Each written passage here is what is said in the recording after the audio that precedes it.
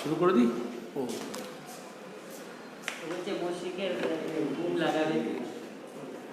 আমার শোনা করতে নেই, যার যেটা বুম লাগে সব লাগে। কে ভয় পাচ্ছে? ওদের পোর্টাল হয়েছে নাকি? হ্যাঁ হ্যাঁ, ভয় কেন?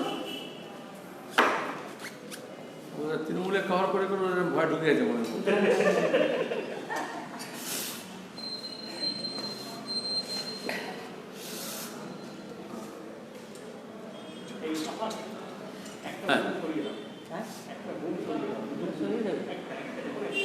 হ্যাঁ, ইটিভি দুটো কেন?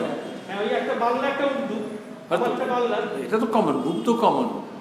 হ্যাঁ, ওটা উর্দু সরিয়ে দাও, একটা আমারটা সরিয়ে দাও।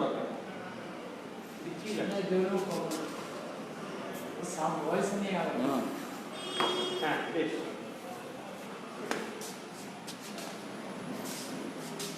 আজকে 10 ডিসেম্বর, আন্তর্জাতিক মানবাধিকার দিবস। আজকে যখন আমাদের দেশের দিকে তাকাই, রাজ্যের দিকে তাকাই, বিগত বছরগুলোতে সবচেয়ে বেশি এই মানবাধিকার লঙ্ঘিত হয়েছে। যদিও আমাদের সংবিধানে এবং UN সনদে আমরা সই করেছি, স্বাধীনতা আন্দোলনের মধ্য দিয়ে যে সময় আমাদের দেশে স্বাধীনতা আন্দোলন চলছে, তখন গোটা বিশ্বে মানবাধিকার প্রতিষ্ঠার লড়াই চলছে, এবং এই জন্যই আমাদের সংবিধানে একেবারে মুখবন্ধ থেকে, প্রস্তাবনা থেকে সর্বত্র এটা স্বীকৃত হয়েছে, ফান্ডামেন্টাল রাইটস পর্যন্ত।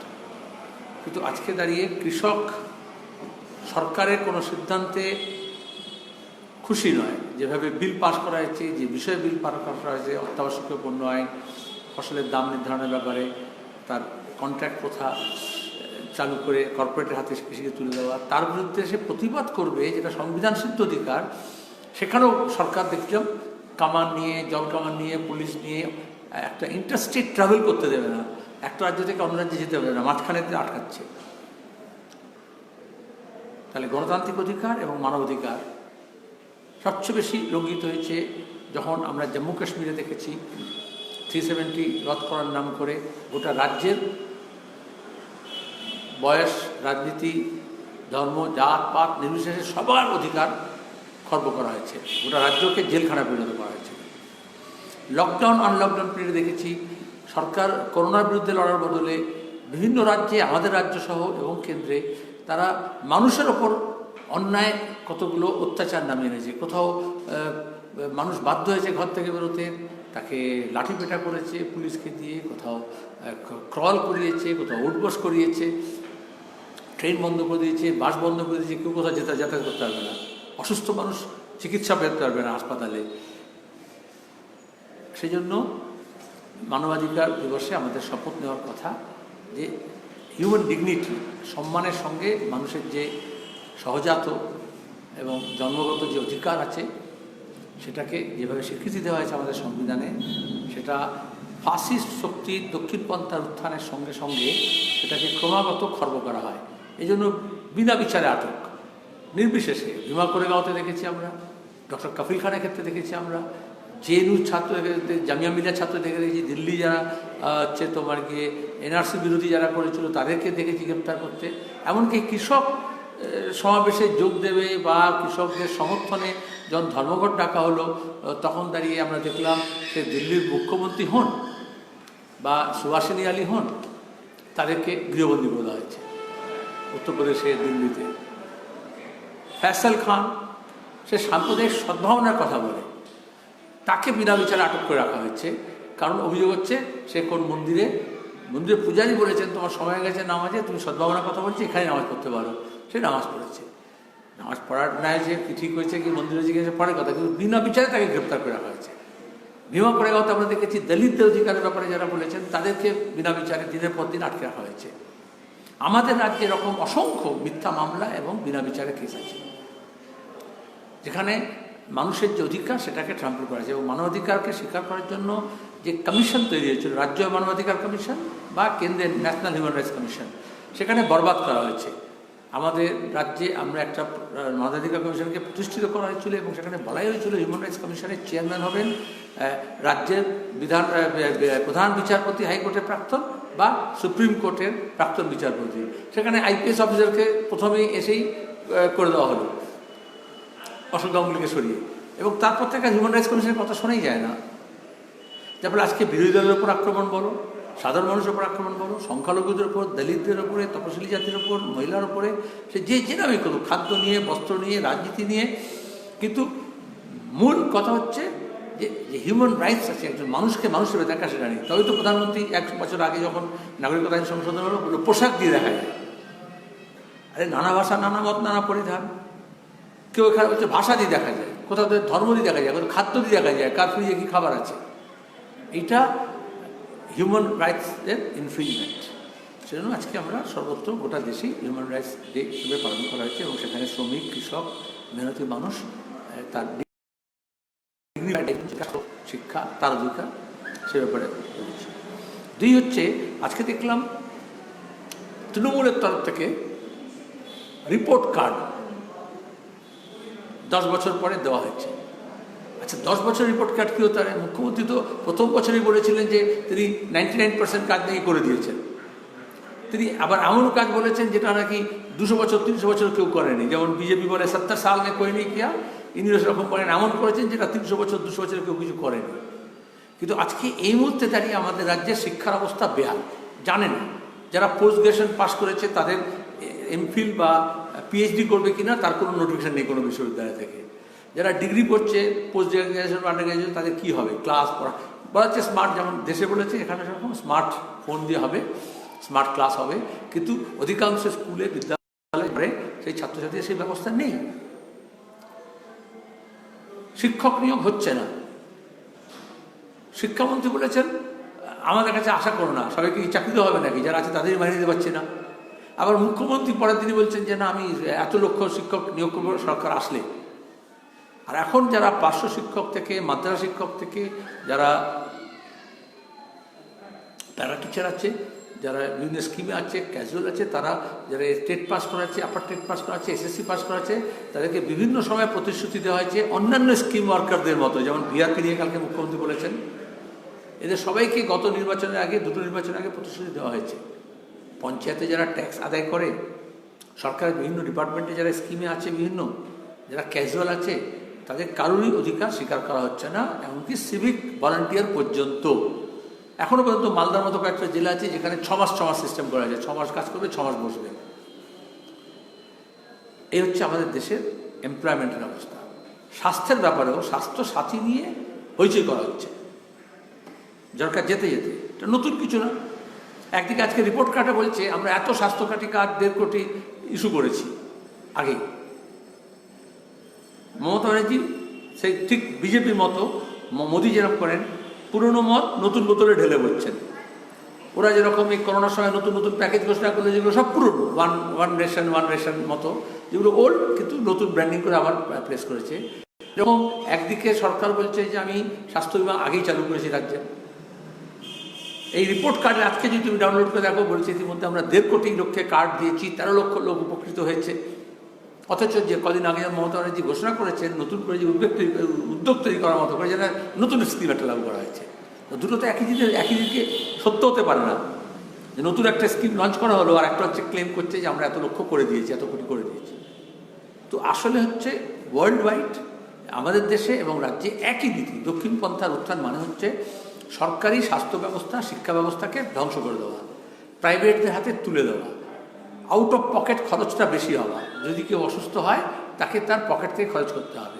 কিন্তু ঝাঁ ঝকঝকে প্রাইভেট হাসপাতালে তুমি গিয়ে চিকিৎসা পাবে আর সরকার দেবে খরচ, এইটা লোভ দেখিয়ে, যেটা বিজেপি আয়ুষ্মান ভারত বলেছিল কেন্দ্র সরকারের নামে। একইভাবে এগুলো হচ্ছে বিমা কোম্পানিগুলোকে টাকা পাইয়ে দেওয়া প্রিমিয়ামের নাম করে। আমাদের দেশে কৃষি বিমার নাম করে কৃষকের সমস্যার সমাধান হয়নি, কৃষি সমাধান হয়নি, কিন্তু দেশি বিদেশি বিমা কোম্পানিরা কৃষি বিমা থেকে কোটি কোটি টাকা লাভ করেছে, শস্য বিমা থেকেও। যেরকম সরকার বলেছে কিষাণ ক্রেডিট কার্ড, মোদী কদিন আগে পর্যন্ত বলতেন আমি এত কোটি কিষাণ ক্রেডিট কার্ড দিয়েছি, তাতে কি কিষাণের সমস্যার সমাধান হয়েছে? ঋণগ্রস্ত কিষাণের কি ঋণ মুকুব হয়েছে? সে তাকে বলেছে আরও ঋণ দেওয়ার জন্য তোমায় কার্ড দিয়ে দিচ্ছি। তার জমি যাচ্ছে, তার কৃষি যাচ্ছে, তার ইনপুট কস্ট বেড়ে যাচ্ছে, তার উৎপন্ন ফসলের দাম পাচ্ছে না, যেটা সমস্যা, এগ্রেরিয়ান ক্রাইসিস, তার বদলে তাকে একটা স্মার্ট কার্ড ধরে দেওয়া বলা হচ্ছে। এরকম বোধ কৃষকের জন্য হোক বা এই স্বাস্থ্য বিমা হোক, এখানে এই কার্ডটা হচ্ছে একটা ধাপ্পা, পরিষ্কার করে দেবে, এটা বুঝে দিতে হবে।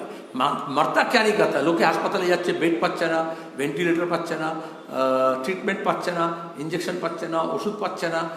এই করোনার সময় আমরা দেখেছি কেন্দ্র এবং রাজ্য সরকার উভয়ই ব্যর্থ হয়েছে এবং স্বাস্থ্য পরিষেবা তারা বিফল হয়েছে। লোকে প্রয়োজনীয় অ্যাম্বুলেন্স পায়নি, ভেন্টিলেটর পায়নি, হাসপাতাল পায়নি, টেস্ট কিট এখন টেস্টের দাম ঠিক করে দেওয়া হচ্ছে, যখন আমরা প্রথম থেকে বলছিলাম। একদিকে সরকার বলছে আমরা সব ব্যবস্থা আমরা করছি, সরকারি ব্যবস্থা করছি, তার দাম ঠিক করে দিচ্ছে কেন? সরকারি ব্যবস্থায় টেস্ট অপ্রতুল আছে বলেই তো প্রাইভেট সেক্টরে গিয়ে চাচ্ছে, লোকে ব্যবসা দিয়ে করতে চাইছে। স্বাস্থ্য বিমা মানে হচ্ছে ডিমান্ড সাইডকে অ্যাড্রেস করা,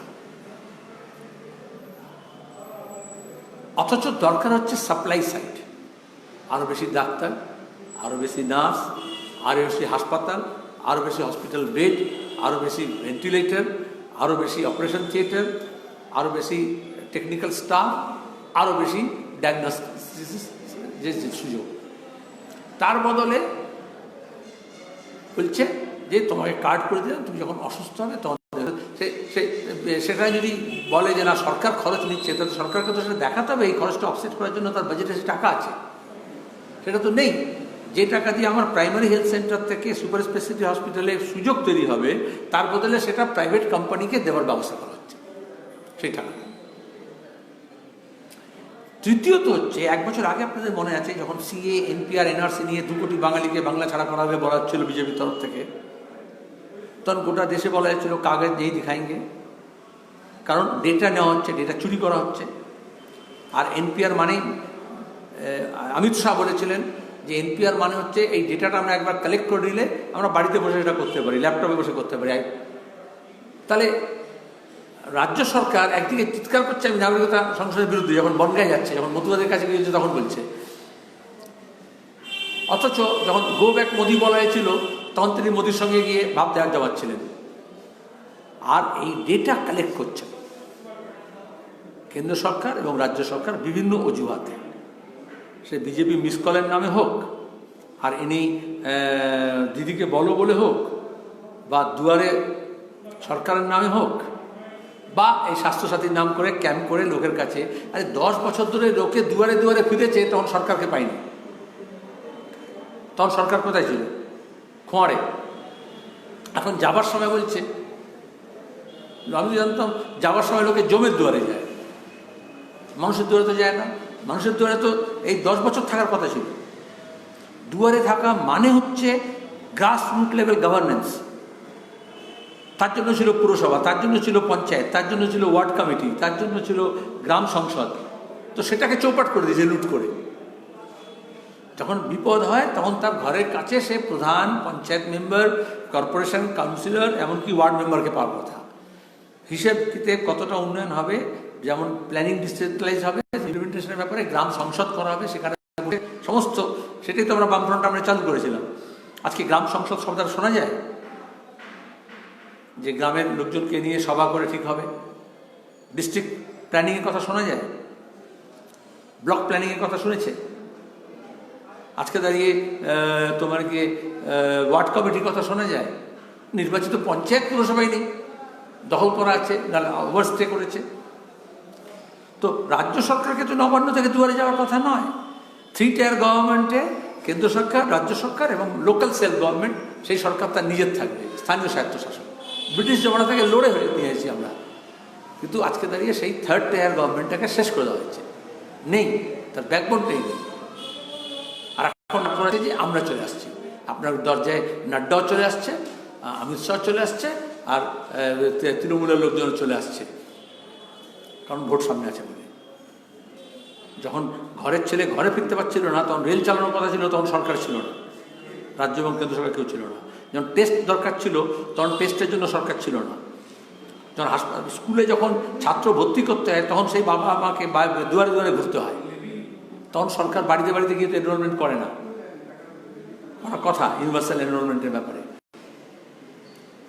একটা রেশন কার্ড দিতে পারেন, আজকে তৃণমূল সরকারের যদি স্বাস্থ্য কার্ড আলাদা করে দেওয়ার কথা, দুয়ারে যাওয়ার কথা নয়, সরকার যেটা বলতো যে আমি সমর্থন করতাম যে ডিজিটাল কার্ড করার নাম করে এখনও যারা কার্ড পায়নি, যাদের কার্ডে ভুল আছে, যাদের কার্ড এখনও পেন্ডিং বছর পর বছর ধরে, যাদের রেশন কার্ড এক জায়গায় থাকে আর অন্য জায়গায় রেশন কার্ড হয়েছে, আমরা দুয়ারে গিয়ে ফুড ডিপার্টমেন্টের লোকজন, রেশন ডিপার্টমেন্টের লোকজন ওইভাবে কারেক্ট করে দেবো এবং প্রত্যেকটা দুয়ারে গিয়ে দেখবো কার রেশন কার্ড নেই তাকে রেশন কার্ড দিয়ে দেবো। ইউনিভার্সাল পাবলিক পিডিএস মানে তো তাই, পাবলিক ডিস্ট্রিবিউশন সিস্টেম, সেটা করুক। তাহলে করতে হলে যেটা করার কথা সেটা না করে যেটা করছে সেটা হচ্ছে ইনফরমেশন কালেক্ট করা, ডেটা কালেক্ট করা, যেটাকে দিয়ে প্রশান্ত কিশোর বা অমিত মালবিয়ারা ব্যবহার করতে পারে মানুষের স্বার্থের বিরুদ্ধে এবং নির্বাচনী স্বার্থে। বলো।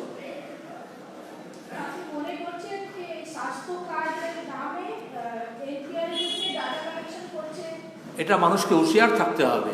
ডেটা যে কোনো পারপাসে ব্যবহার হতে পারে। একবার আপনার নাম, ঠিকানা, ফোন নাম্বার, জেরক্স কপি যদি নিয়ে নেওয়া হয় তাহলে আপনার ব্যক্তিগত তথ্যটা চলে গেল আরেকজনের কাছে।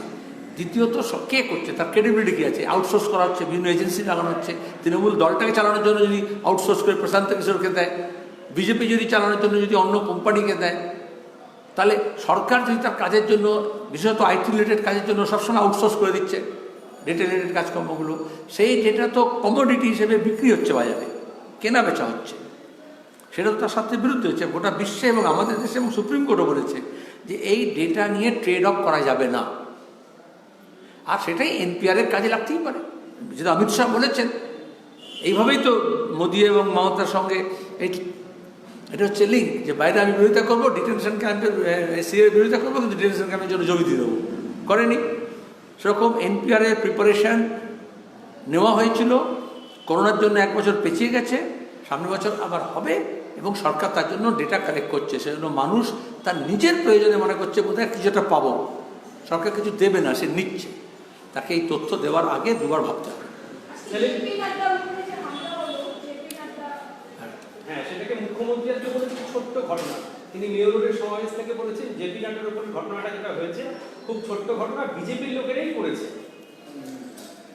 যে কোনো আক্রমণ সাধারণ মানুষের উপরে হোক, রাজনৈতিক কর্মীর উপরে হোক, মানবাধিকার কর্মীর উপরে হোক, কৃষকের উপর হোক, ট্রেড ইউনিয়নের উপরে হোক, নিন্দনীয়। গণতন্ত্র, গণতান্ত্রিক অধিকার, গণতান্ত্রিক ব্যবস্থায় সবার ফ্রি মুভমেন্টের অধিকার আছে। আমাদের রাজ্যে গত 10 বছর ধরে আমরা দেখেছি বিরোধী রাজনৈতিক কর্মী, নেতা, তাদের উপরে মিথ্যা মামলা, হামলা কীভাবে করা হয়েছে এবং সেখানে পুলিশ কখনো ট্যাসিটলি, কখনো প্রত্যক্ষভাবে তৃণমূলের গুন্ডাদের পক্ষে দাঁড়িয়েছে এবং আমরা তো সেই ভুক্তভোগী। আজকে দাঁড়িয়ে কী ঘটনা ঘটেছে আমি ডিটেলস জানতে পারি, কিন্তু সেই ঘটনার নিন্দা করতে হবে আক্রমণে। কিন্তু আবার এটাও ঠিক যে একই জিনিস তো যোগী রাজ্যে উত্তরপ্রদেশে তাই করছে, বিরোধীদের উপর হামলা। একই কাজ মধ্যপ্রদেশে করছে বিজেপি। এবং আমরা বারবার এই জন্যই বলি যে এটা তো এনডিএ বা যে কোনো দক্ষিণপন্থীদের এটা হচ্ছে নিয়ম, যেটা ভীমা কোরেগা হতে করেছে যখন বিজেপি সরকার ছিল মহারাষ্ট্রে। সেখানে পলিটিক্যাল অপোনেন্টদেরকে রাজনৈতিকভাবে মোকাবিলা না করে, সিদ্ধান্ত আদর্শ দিক থেকে মোকাবিলা না করে ফিজিক্যাল অ্যাসল্ট, যেটা হচ্ছে এটা ডেমোক্রেসির অ্যান্টিথেসিস। কিন্তু এটাও ঠিক করতে হবে যে বিজেপি এবং আরএসএস যখন ইনভলভ হয়, কারণ আমাদের অতীতের অভিজ্ঞতা আছে গোটা দেশে, আরএসএস এভাবে কাজ করে, কখনো কখনো সেলফ ইঞ্জিনিয়ার করে। তো মুখ্যমন্ত্রী শুধু বলে দিলেন নিজেরা নিজে হামলা করেছে বললে হবে না, মুখ্যমন্ত্রীর দায়িত্ব পুলিশ মন্ত্রী হিসেবে তদন্ত করে বার করা।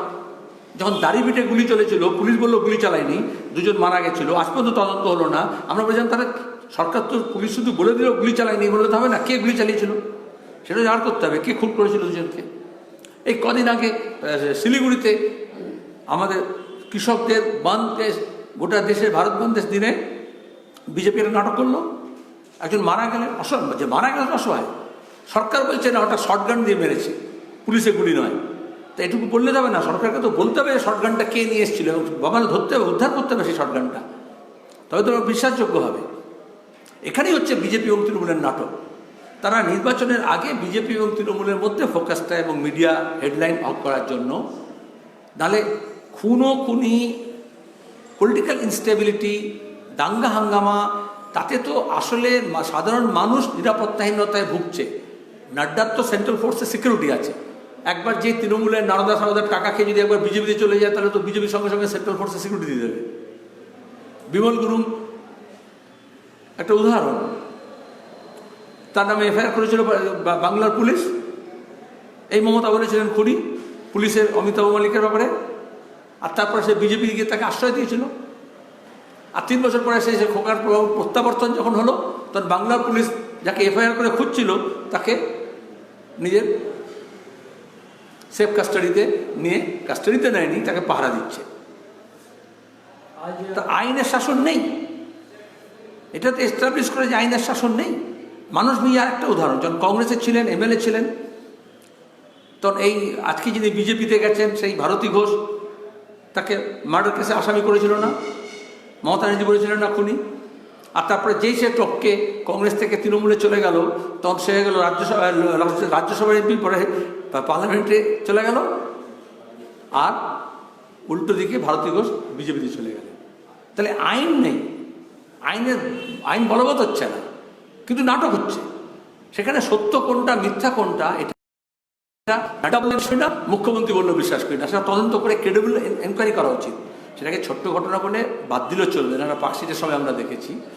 মুখ্যমন্ত্রী আরেকটা কথা বলেছেন, দিল্লিতে গেলে পরে তার বাংলার সামনে বিজেপি বিক্ষোভ দেখায়, তারই ফলস্বরূপ আজকে ফলতার ঘটনা ঘটেছে। এটা no amount of justification. How come একজন প্রাইম মিনিস্টার বা চিফ মিনিস্টার জাস্টিফাই করতে পারে? এ তো গোদ্রা কাণ্ডের পরে মোদি এটাই বলেছিল, যার সাক্ষাৎ মমতা ব্যানার্জি, যে এরকম কারসেবকদের মারা হয়েছিল, এই জন্য তার রাগটা তো হবেই মানুষের, করা হয়নি। আর এইগুলোই তো হচ্ছে এইভাবে স্টেজড হয়, এগুলো স্ক্রিপ্টেড হয়, এগুলো তখন তো সন্দেহ হয়। আগে এগুলো বলে দেওয়া মানে হচ্ছে এরা তো কেউ স্নিফার ডগ নয় যে শুকে বলে দিল, এরা তো মুখ্যমন্ত্রী রাজ্যের। মোদি গুজরাটের মুখ্যমন্ত্রী ছিলেন, মমতা রাজ্যের মুখ্যমন্ত্রী।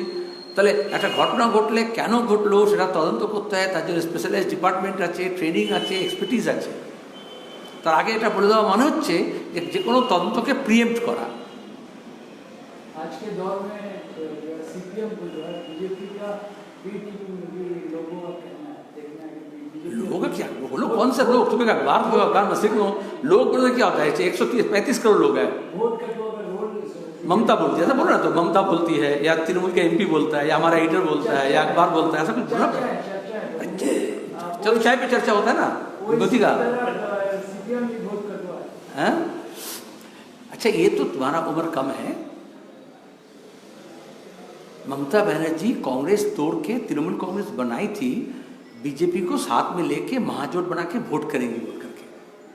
ममता बनर्जी बीबीसी के इंटरव्यू में बोली थी कि BJP is our natural ally, अंग्रेजी में नेचुरल एलाई, एकदम कुदरती दोस्ती है उनका। तृणमूल बनने के बाद 2006 तक चुनाव, 2001 के असेंबली के अलावा तृणमूल कांग्रेस पैदाइशी से 2006 तक हर चुनाव बीजेपी के साथ लड़ा। कौन किसका बीटी में टीम है। और तीसरी बात यह है, जब तक सीपीआईएम यहाँ हुकूमत में थी तब तक बीजेपी को था, कोई नड्डा गड्ढा खोदने आ सकता था यहाँ पे? पहले तो ममता बनर्जी जो गड्ढा खोदी है तब ना आरएसएस बीजेपी वहां पे आ रहा है। तो अपने चोरा बुजुर्ग से पूछ लेना कि 10 साल पहले बीजेपी का ये ताकत था, तो ममता बनर्जी जब उसका आरएसएस का दुर्गा बनी तब यहाँ पे ये सब लोग आके जुड़ा। आपका 2011 से पहले 20% वोट होता था, अभी ये मुद्दा नहीं है, वो तो आंकड़े में तुम देख लोगे। सवाल ये है कि 2006 से पहले मोदी और ममता एक साथ थी, तो वहाँ से शुरू करो सवाल। अभी बीजेपी और तृणमूल मिलकर के उनका कॉमन एजेंडा था यहाँ पे कि बम हटाओ। यहाँ पे ये सब लोग जो चीट फंड के पैसे से या ममता के बदौलत से राज्यसभा में एमपी बने, जो लोग अखबार नवीसी के नाम पर सियासत किए, जो लोग बुद्धिजीवी के नाम पर परिवर्तन चाहिए बोले, पता चला कि बदलाव का मतलब क्या है कि यहाँ से अगर वामपंथी कमजोर हो जाएगा तो दक्षिणपंथी का उत्थान होगा। दक्षिणपंथी होता है, वो चाहे ममता का फोटो लगाए करे चाहे मोदी का फोटो लगाए करे, मुकुल राय होता है, वो अमित शाह का सामान बेचे या ममता का सामान बेचे। एक न्यूज़पेपर या अखबार को गाली देने दरकार नहीं है, वो विज्ञापन जो कंपनी देता है उसका विज्ञापन छापता है, ठीक है। तो आज जो तृणमूल का विज्ञापन छाप रहा है वो कल बीजेपी का विज्ञापन छापेगा, तो वो उसका वो सियासत नहीं है, वो उसका कारोबार है। तो जब से बंगाल में सियासत को कारोबार बना दिया गया, बिजनेस बना दिया गया चिट फंड के पैसे से, लूट के पैसे से, तब से ये कारोबारी का बोलबाला है राजनीति में। तो ये बीजेपी बोलो या तृणमूल बोलो, वो बिजनेस कर रहा है पॉलिटिक्स के नाम पर, जहाँ पे जो वामपंथी का मतलब होता है वसूली तौर पर लड़ाई, वो खत्म करने की कोशिश किया गया है, क्योंकि इनके पास कोई वसूल तृणमूल के पास है ही नहीं। और पूरे मुल्क में आज भी परसेंटेज वोट क्या है, किसान को लेकर पूरे देश में कौन लड़ रहा है, मजदूर लड़ रहा है, कौन लड़ रहा है। पिछले 15 दिन में 2 बार पूरे देश में स्ट्राइक हुआ, किसने बोला? बीजेपी के खिलाफ अगर लड़ना है तो किसान को, मजदूरों को इकट्ठा करना है। उस जगह पर बीजेपी का लड़ने का से पहली हथियार यहाँ पे बंगाल में ममता बनर्जी ने फेंक दी, जिस दिन से बंगाली, नॉन बंगाली, हिंदू, मुसलमान के नाम पर इसको, जब वो साधु संत लेकर के किए तो ये भी मौलाना मौलवी इमाम को लेकर किए, जब वो हिंदी लेकर के राजनीति करता तो ये बंगा लेकर राजनीति किए। इस तरह से एक डिविजिव पॉलिटिक्स किए। जब लोग वामपंथी का वोट का मतलब क्या है, सीपीएम का परसेंटेज ऑफ वोट पूछ रहे थे, जब सीपीआईएम 40% था तब आलू 7 रुपया किलो था, जब सीपीएम 7% है तो आलू 40% है। सियासत और राजनीति में ये जुड़ाव होता है। शुक्रिया। हिंदी लोग पर्सनल हो गया, हम नहीं बोल रहे हैं, एक्स बोल रही है।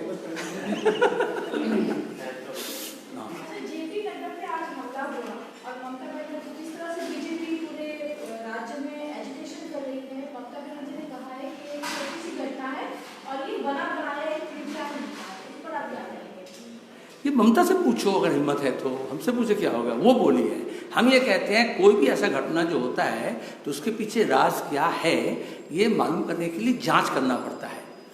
तो हमारे यहाँ बंगाल में क्या होता है, या गुजरात में भी हमने देखा, जब गोधरा कांड हुआ था याद है, मोदी जी भी ऐसे बोले थे कि कार सेवा को जलाया गया ट्रेन में, इसलिए ऐसा फसाद हो गया।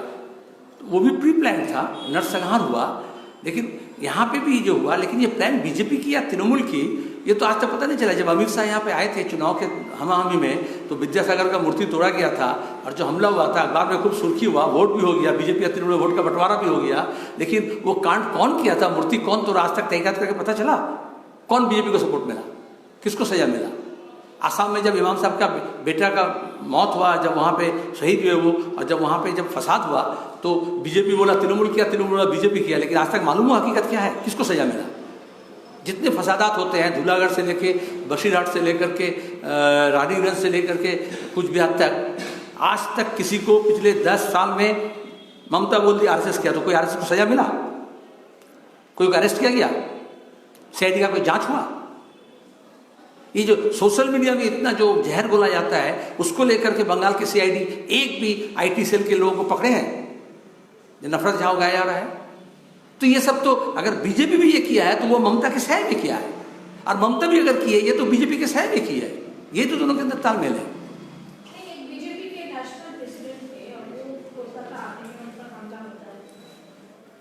अभी तक हमें पता नहीं है हमला का क्या नेचर था, वो मुख्यमंत्री को मालूम हो सकता है, रिपोर्ट है, आप लोगों को मालूम हो सकता है, हम जजमेंट नहीं पास कर सकते।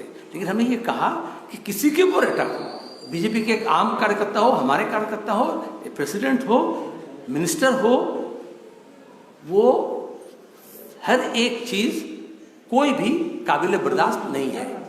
लेकिन ये 10 साल में बंगाल में 80,000 हमले हुए हैं सीपीआईएम के कार्यकर्ताओं के ऊपर, 84,000 फॉल्स फेक केसेस किए गए हैं तृणमूल के द्वारा, तृणमूल के गवर्नमेंट के द्वारा। तो पुलिस बंदोबस्त अगर नहीं रहेगा, पुलिस अगर चोर पकड़ने के बजाय चोरों को, हमलावर को पकड़ने के बजाय हमलावर को पहरा देगा, तो नतीजा तो यही निकलेगा ना। लेकिन जब ये हो रहा था तब मोदी जी यहाँ करके बोले थे आपके हाथ में 2 लड्डू है, दिल्ली में मोदी और यहाँ ममता, ब्रिगेड में खड़े होकर के बोले थे। और हम यहाँ देख रहे हैं अभी हम 2 गड्ढे में पड़े हुए हैं। ये एक बीजेपी के ऊपर हमला हुआ बोल करके नहीं, किसी के ऊपर भी हमला होगा, क्योंकि ये हमला जब होता है अगर ऊपर वाले नेता के ऊपर होता है तो आप समझ सकते हो कि नीचे में आम लोगों का हालत क्या है।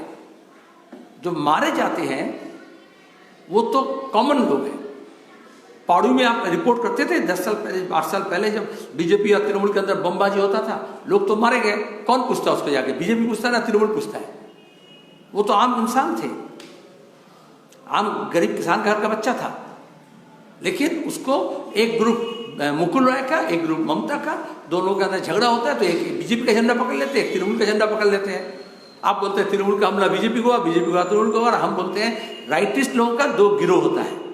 जैसा एक कंपनी का अलग अलग ब्रांड होता है, उसके अंदर आप समझते हैं कंपटीशन हो रहा है, ठीक है, थम्स अप कोका कोला में कंपटीशन हो रहा है, और हम बोलते हैं American US soft drinks company India का बाजार ले रहा है। नजरिया अलग अलग है। हाँ जी, आज के खास करके ह्यूमन राइट्स डे में इस बात को आपको ख्याल रखना पड़ेगा। जैसे ये सेडिशन केस लगाया जाता है, जैसे फैसल खां को, जैसे कफील डॉक्टर कफील को, जैसे भीमा कोरेगांव में सुधा भारद्वाज को, गौतम नवलखा को अरेस्ट किया गया, जिस तरह से जेएनयू के स्टूडेंट के ऊपर, जामिया मिलिया के स्टूडेंट के ऊपर हमला किया गया, ये सब जैसे ह्यूमन राइट्स वायलेशन है। आज के दिन में टेक्नोलॉजी का इस्तेमाल करके सबसे बड़ा ह्यूमन राइट्स वायलेशन होता है कि हमारा ऊपर स्नूपिंग होता है, एस्पियोनेज होता है, जासूसी हो रही है, और वो करने के लिए पहला काम होता है हमारा जो पर्सनल डेटा है, जो इन्फ्रिंजमेंट ऑफ हमारा इंडिविजुअल लिबर्टी है, वो ले सकती है। कंपनी लेती है अपने मार्केटिंग के लिए, और पॉलिटिकल पार्टीज लेते हैं अपने वोट के लिए, और आरएसएस जैसे तंजीम लेता है उसको लेकर के नफरत उगालने के लिए। और इसलिए ये जो एनपीआर का जब मामला था, एनआरसी का मामला था, उस वक्त हम कहते कि कागज नहीं दिखाएंगे। क्यों बोले थे? कि हमसे वो कागज लेकर के हमारा जो सिटीजनशिप है उसी को वो डाउटफुल करना चाहते हैं, हमें वो स्टेटलेस सिटीजन बनाना चाहते हैं। कुछ नहीं कर सकते तो अपना वोट में वो हिंदू, मुसलमान, हरिजन, ब्राह्मण, मथुआ, राजवंशी, ये सब का सहारा लेकर के उनको टारगेटेड वो कैंपेन कर सकते हैं, अगर फिजिकल टारगेट नहीं भी करते हैं तो। इसलिए सुप्रीम कोर्ट तक हम लोग गए और ये कहा गया, आधार के वक्त से ये मामला शुरू हुआ कि हमारा जो पर्सनल जो इंफॉर्मेशन है वो कोई लेके कारोबार तजारत नहीं कर सकता। लेकिन जब पीके के मशवरे से ममता बनर्जी का तृणमूल कांग्रेस बोलता है कि दीदी के बोलो, उस वक्त भी हम ये कहते हैं दरअसल वो डेटा कलेक्ट कर रहे हैं, कुछ क्या होगा, किस बंगाल में क्या बदली हो गया, लेकिन वो उसको सब फ़ोन नंबर आपके पर्सनल दिए। जब बीजेपी कहता है कि मिस कॉल मारो, तो वो आपका डेटा वो कलेक्ट करते हैं आईटी कंपनी।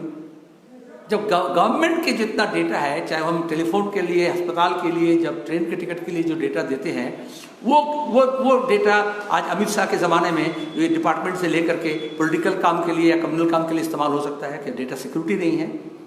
इसलिए हम किसी भी तरीके से अपना पर्सनल डेटा को हम किसी का सियासी या कारोबारी हथियार होने से रोकने की बात करते हैं।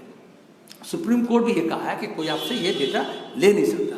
तो ये चालाकी करके दुआरे सरकार के नाम पर या शिशु साथी, स्वास्थ्य साथी के नाम पर आपसे वो डॉक्यूमेंट्स ले रहे हैं। अब सेंट्रल गवर्नमेंट कहता है कि तुमको एनपीआर करना पड़ेगा। ममता बनर्जी राजीव कुमार को बचाना हो या भाईपो को बचाना हो, उसके लिए उनसे सौदा कर रही है। तो वो बीजेपी नाम से एनपीआर करने बोलता है, ममता बनर्जी बेनाम में एनपीआर करेंगी, क्या गारंटी है इसका? वो डेटा जो हुकूमत के पास जा रहा है, वो अमित शाह खुद आईपैड लेकर के दिखा करके बोले थे कि एनपीआर का मतलब ये होता है कि एक बार हमारे पास डेटा आ जाएगा तो हमें किसी बार जाना नहीं पड़ेगा, हम वो डेटा से अपना एनपीआर कर लेंगे, बाप माँ का नाम, घर में कितना बच्चा है, जो इन्फॉर्मेशन था। आज आप देखो वो काट का बहाना से जब बीमार को इलाज करने का मौका नहीं दिया जाता, अस्पताल नहीं जाता है, लेकिन वो लोगों के अंदर एक चूँकि होल्ड लगा हुआ है, पिछले 8 महीना central government state government fail किया, कोई ट्रीटमेंट नहीं मिला, कोई इलाज नहीं हुआ, कोई हॉस्पिटल का बेड नहीं मिला, तो बोलते हैं कि तुमको रुपया मिलेगा, तो लोग चले जाते हैं। और लालच में हो, हमेशा ऐसे होता है, वो कागज़ उनको दे रहे हैं जिसके बारे में हम सिर्फ चेतावनी दे रहे हैं और होशियार कर रहे हैं कि ये कागज़ क्या गारंटी है कि ये गलत इस्तेमाल नहीं होगा। जब मोदी और अमित शाह का भुवनेश्वर में मीटिंग हुआ था तब से ये बात बोल रहे हैं, तफसील से बोल देते हैं।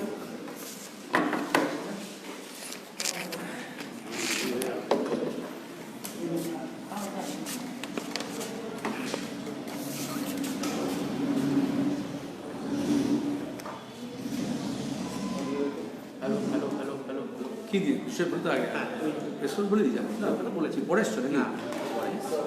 কি একটা বিষয় জানা যে তৃণমূল যেটা বলছে যে তৃণমূল যেটা বলছে তৃণমূল জিজ্ঞেস করো, আমি যেটা বলছি সেটা আমাকে জিজ্ঞেস করো। বাংলাদেশ সময় তুমি শব্দটা শুরু করলে কেন তৃণমূলের নাম দিয়ে? না আমার ঘরে কথা। আচ্ছা আচ্ছা ঠিক আছে, তৃণমূলকে কিভাবে তৃণমূল কিভাবে দেখছেন আজকে জেপি নাড্ডার উপর? নিন্দনীয়।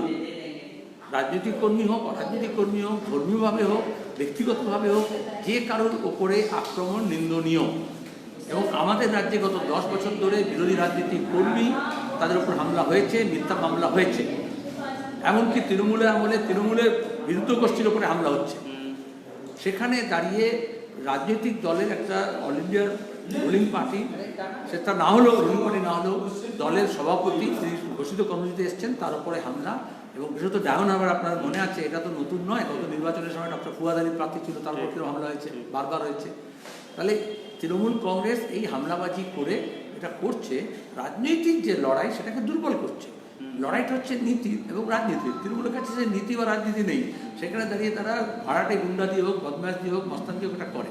আবার বিজেপির বিরুদ্ধে যেহেতু আক্রমণ হয়েছে বা হামলা হয়েছে তোমরা বলছো, আমি ডিটেলসটা জানি না, এই জন্য তদন্ত করে জানা উচিত। মুখ্যমন্ত্রী বলে দিলেন যেটা ছোট ঘটনা বা প্রিপ্ল্যান, তাহলে এটা তো মুখ্যমন্ত্রী তো পুলিশ মন্ত্রী বটে, এটা তো বলা নয়, তাকে তাহলে তদন্তের দায়িত্ব নিতে হয়। দাড়িপিঠে যখন দুজন ছেলে মারা গিয়েছিল তখন আমরা বলেছিলাম তদন্ত করতে হবে। বিজেপি আর তৃণমূল ভোট করলো সেটা নিয়ে, কিন্তু তদন্ত করলো না। এবং আজ পর্যন্ত জানা গেল না কে খুন করেছিল। পুলিশ শুধু বলিল আমি গুলি করিনি। তো পুলিশের দায়িত্ব হচ্ছে রাজ্য পুলিশের, পুলিশ গুলি করেনি এটা বলা যথেষ্ট নয়, কে গুলি করেছে তাকে ধরাও, তদন্ত করা উচিত। আজ পর্যন্ত বেরোলো না। কদিন আগে ভারত বন্ধের আগের দিন আমরা দেখলাম শিলিগুড়িতে একজন বিজেপি কর্মী খুন হয়েছে বলে উত্তরবঙ্গে গোটা দেশে যখন কৃষকরা বন্ধ করছে, বিজেপি তার মধ্যে নাটকে ঢুকে গেল যে আমরাও আছি কিন্তু অন্য নামে আছি। কিন্তু পুলিশ বললো পরে যে ওটা শর্ট গান দিয়ে গুলি হয়েছে। এইটুকু বললেই হবে? তাহলে পুলিশকে তদন্ত করে জানাতে হবে, ধরতে হবে কার বন্দুক, কে নিয়ে আসলো, কে ধরলো, কে গুলি করলো। আইন শৃঙ্খলা মানে তো তাই, কোনোদিন দেখবে এটা বেরোবে না। এটাই হচ্ছে বিজেপি এবং তৃণমূলের মধ্যে ষাটগাঁঠ। কে অপরাধ করছে, কে অপরাধী এটা বোঝা যাবে না। শুধু যে কুয়াশা দেখছো সকাল থেকে, এরকম রাজনৈতিক একটা ধোঁয়াশা তৈরি করা হচ্ছে, যেখানে গাড্ডা খুঁজছে সবাই। সে আর এমন গাড্ডা, এরকম গাড্ডা উত্তরপ্রদেশে হয়েছে। এখানে যা মমতা করছে, ওখানে যোগীরাজের ক্ষেত্রে তাই হচ্ছে। বিরোধীর উপর আক্রমণ হচ্ছে না? এই ভারত বন্ধের দিনে দিল্লির পুলিশ কেজরিওয়ালকে ঘরবন্দি করেনি, উত্তরপ্রদেশের যোগী পুলিশ নজরবন্দি করেনি সুভাষিনী আলীকে, কৃষকদের উপর জল কামান নিয়ে হামলা করছে না, দিল্লিতে ঢুকতে দিচ্ছে না। তাহলে মমতা ব্যানার্জি বলছেন বিজেপিকে ডামনার ঢুকতে দেবো না, আর বিজেপি বলছে আমি দেশের কৃষককে দিল্লিতে ঢুকতে দেবো না। সবাই নিজের নিজের জমিদারি পেয়েছে। এটা হচ্ছে মানবাধিকার এবং গণতান্ত্রিক অধিকার লঙ্ঘন, এভাবেই হয়। এবং এই ক্ষেত্রে বিজেপি এবং তৃণমূল উভয়ই দোষী। কারণ বিজেপিও এই হামলাটা করছে, রাজনৈতিক হামলা মধ্যপ্রদেশে করেছে, দিল্লিতে করেছে, উত্তরপ্রদেশে করেছে। আর এখানেও যেখানে তারা শক্তিশালী হবে সেখানে ওই একই জিনিস করবে। কারণ আজকে যে হামলা করছে, কালকে সেই তৃণমূলের ঝান্ডা নিয়ে হামলা করছে, কালকে সে বিজেপি ঝান্ডা নিয়ে ঘুরবে, এমন তো কোনো কথা নেই। দুদিন আগে মমতা যাকে বলেছিলেন যে আমার ওপর হামলা করেছে সিপিএম কর্মী, সেই তখন তৃণমূলের আবার দালাল হয়ে গেছে। তাহলে আজকে যে তৃণমূলের ভাড়াটে গুন্ডা আছে, সে কালকে বিজেপির কাছে চলে যাবে এবং বিজেপি তাকে পাহারা দেবে। এটা হচ্ছে অপরাধীদের নিয়ে রাজনীতি করলে এটাই ফল। এক লাস্ট প্রশ্ন, যে উদ্বেগে উৎকণ্ঠা বাড়ছে আমাকে দেখে মনে হচ্ছে উৎকণ্ঠা নেতাদের উপর আক্রমণ